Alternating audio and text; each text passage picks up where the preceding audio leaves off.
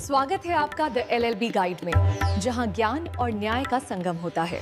आइए मिलकर समझते हैं कानून की दुनिया को। प्राकृतिक विधि एक विधिक सिद्धांत है जो मानता है कि कानून को नैतिकता, तर्क और प्राकृतिक व्यवस्था पर आधारित होना चाहिए, न कि केवल मानव निर्मित कानूनों पर। प्राकृतिक विधि के विकास के मुख्य चरण प्राचीन यूनानी और रोमन काल, मध्यकालीन काल, थॉमस एक्विनास, प्रारंभिक आधुनिक काल और आधुनिक काल में प्राकृतिक विधि के पुनरुत्थान से होकर गुजरते हैं, जो इसे प्राकृतिक, दैवीय और तर्कसंगत व्यवस्था के साथ जोड़ते हैं। प्राकृतिक विधि का अर्थ। 1. प्राकृतिक विधि का सिद्धांत मानता है कि एक उच्चतर, नैतिक कानून मौजूद है जो मानव निर्मित कानूनों से परे है। 2. यह मानता है कि कुछ अधिकार और नैतिक मूल्य सार्वभौमिक हैं और तर्कसंगत माध्यम से खोजे जा सकते हैं। और 3. इस दृष्टिकोण के अनुसार, यदि कोई कानून प्राकृतिक व्यवस्था का उल्लंघन करता है, तो वह सच्चा कानून नहीं है और उसमें बाध्यकारी शक्ति नहीं हो सकती। प्राकृतिक विधि के विकास के चरण। प्राचीन यूनानी और रोमन काल। सुकरात। उनका मानना था कि मनुष्यों में एक स्वाभाविक अंतर्दृष्टि होती है जो उन्हें अच्छे और बुरे के बीच अंतर करने में मदद करती है। अरस्तु। उन्होंने तर्क दिया कि मनुष्य तर्कसंगत प्राणी है और तर्क के माध्यम से प्राकृतिक न्याय के सिद्धांतों की खोज कर सकते हैं। सोफिस्ट।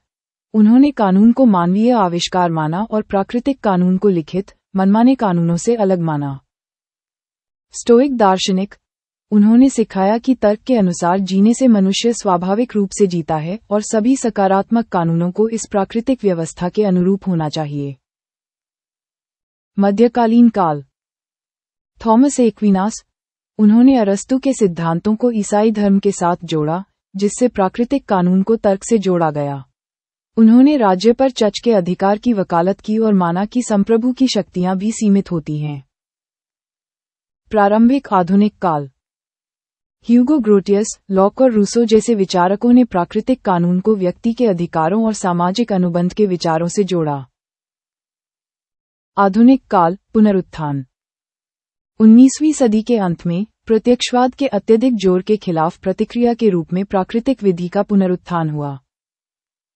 यह महसूस किया गया कि प्रत्यक्षवाद नई सामाजिक और नैतिक समस्याओं से निपटने में अपर्याप्त था। इसने नैतिकता और कानून के बीच संबंध पर फिर से जोर दिया। प्राकृतिक न्याय, प्रिंसिपल्स ऑफ नेचुरल जस्टिस।